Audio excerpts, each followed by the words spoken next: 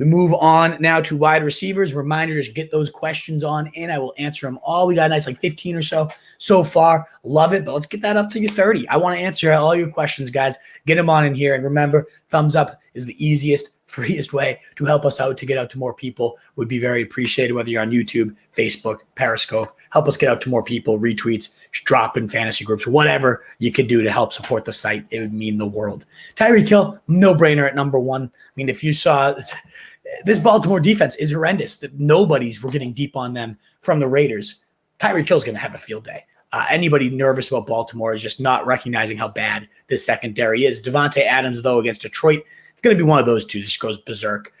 This is where he has his 30-point days. This is where he reminds you why he was a first-rounder. Number 3, Hopkins. If it wasn't for those two guys being in such great spots, Hopkins has every case to be number 1. Minnesota, not a bad matchup at all. I think he had a big comeback, did you all forget about me type of game, and he continues to pound. And Diggs, I mean, I didn't have the most inspiring effort against Pittsburgh, but still 14 targets, as you can see, massive target share. Those will start to convert, certainly in an easier matchup here against Miami. Moving forward from there, DK Metcalf, Tennessee, just a cake matchup, as you can see. Lockett there at 12. Love them both. Lockett might even need a bump up compared to where I have him. Keenan Allen versus Dallas. That game's going to shoot out. I think he gets loaded with looks. And on the other end of that, Amari Cooper. Was he the wide receiver 1 right now? He was the wide receiver 1 all last year with Dak. Yep, 32 fantasy points. Consistently gets ranked outside the top 12. I don't get it. I'm +3 on this guy. How is he not well within the top 10?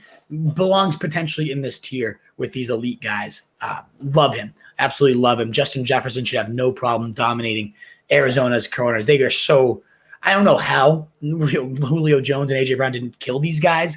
Justin Jefferson might slap them around and show what we were all expecting. Calvin Ridley might need even a further bump down until further notice. A good Tampa Bay defense. And they did get bombed by Dallas, but I did not like anything I saw from Matt Ryan, this awful Falcons offense. Nervous about Ridley, even though he's a vacuum that first drive. What happened? Why'd they take their foot off the gas? Why'd they stop the no huddle? It was clearly working. Not sure, but we'll find out. I love Allen Robinson to rebound big. The Rams are the toughest matchups for wide receivers, and now he gets Cincy. Not a tough matchup at all. You get the Andy Dalton revenge narrative. Woo. But hopefully that means just he actually get Justin Fields out here on the field. I cannot wait to see what those two do. I think he bounces back in a big way. Still saw 11 targets. I think he'll see those 11 plus targets, but then this time actually be able to convert on them significantly better. A.J. Brown, I don't know what to make of this Titans team. A little bit nervous, but there's only so far down you could put a talent like A.J. Brown that could go for 40 any given week. So that's like your, game changers, what can win you your week alone. These guys have that upside too, but more so low, wide receiver 1s. And these guys, if you have them as your wide receiver 1, okay, pretty solid.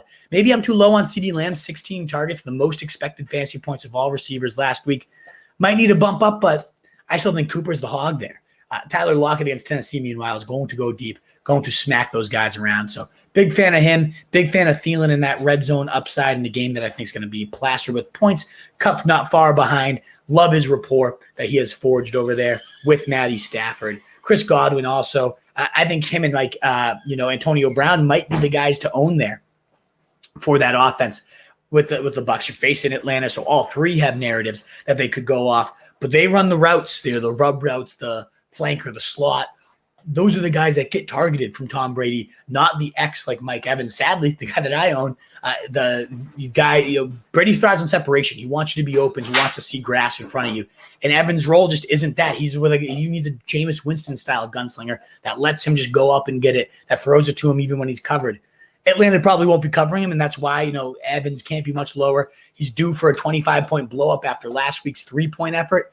But, yeah, AB can't be on benches. Grodman can't be on benches, and neither can Evans. You need all three of them in there. Deebo Samuel coming off the most air yards, more than all 7 games he played last year combined in this last week. What was his final output? I think it was the wide receiver 2. Wide receiver 3, 189, 9 catches, 12 targets, and a TD. Whew, what an absolute beast. And with Ayuk still, who knows what's going on there. I think the good times continue to roll for Deebo Samuel. Have him in your top 20. Make sure he's in your lineups. Definitely. Deontay Johnson, not much needs to be said. Always the clear-cut target hog. What he ended with 12. Only 10, but he did miss a little bit of time in that game. Got the end zone look. I think we see a much better effort from him. Woods could also rebound big against Indy. We saw how Lockett did it to them. That's kind of the role I think he plays. Woods in the Shane Waldron attack. I could see him getting deep on that Indy defense. T. Higgins as well. Jamar Chase and Higgins, love them both, but give me the alpha Jamar Chase above Higgins. I'm going to flip that. It's a little bit out of line with the expert consensus. DJ Moore, as you can see, lower than him, than the ECR -5. It's just such a tough offense, week to week.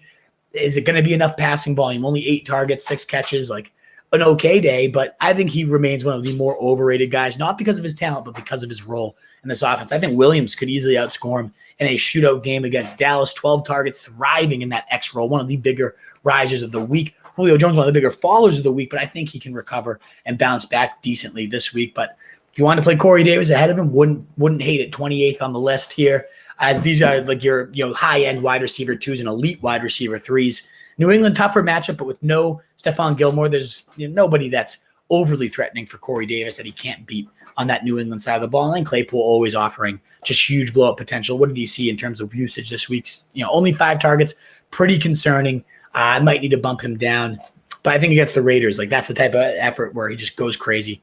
And then, rounding out the wide receiver 3 usable guys, Cooks, Landry, higher, +4 ECR. Until Odell Beckham returns, I think he's going to dominate, and Houston has no one that can run with him. I don't mean run with him. This guy's got no speed, but in terms of covering him in the shift, you guys know what I mean. Robbie Anderson, boom bust. Could go deep, could suck. Devonta Smith, loved what I saw from him, but still, San Fran, they were getting open at will. The lines were. So maybe I'm a little too low here at -3 ECR. Cortland Sutton against the Jags, get right spot for him with no Jerry Jeudy. Horrible secondary. I think he needs to be higher than what I have him. So I'm going to kind of shake up this tier a little bit, but I do love Jacoby Myers at the Jets. Destroyed those guys last year, and he destroys them yet again. Was the clear number 1 moving the chains, slot receiving guy, and that's what always kills it in this offense. And then to round out these wide receivers, Callaway, +4. Got the Jair Alexander treatment, but I'm putting him right back in lineups, at least unless I have 3 of those top 36 guys.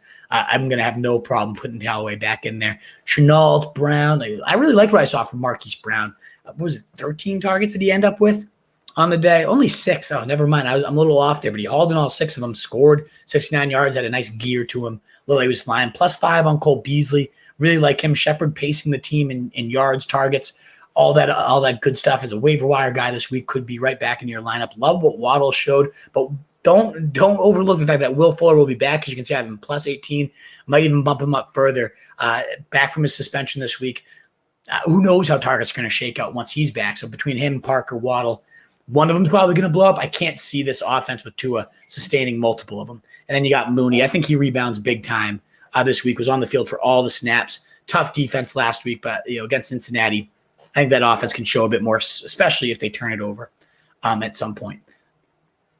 And then from here, I just want to point out Cedric Wilson, a great Hail Mary this week, +22 ECR on him. Just going to slide right into that Gallup role, one of the pass happiest attacks in the NFL. Think he is a great streaming option, certainly better than Henry Ruggs, if any of you are relying on him. I'm worried to go into the Pascal to the Pittman, against Allen Robinson got shut down. You really think Pittman can do anything against this defense? Love KJ Hamler, though. I do want to point out Tim Patrick as a streamer. I mean, he was so steady and consistent last year, more 100-yard games than Jeudy. I think he could definitely be in lineups. But if you want the blow-up potential in that game, Hamler dropped a 50-yard touchdown. I think he is so undervalued. As we saw the explosiveness in the preseason. Plus, he's great at the stripes. So just a couple later-round receivers to throw out there for you.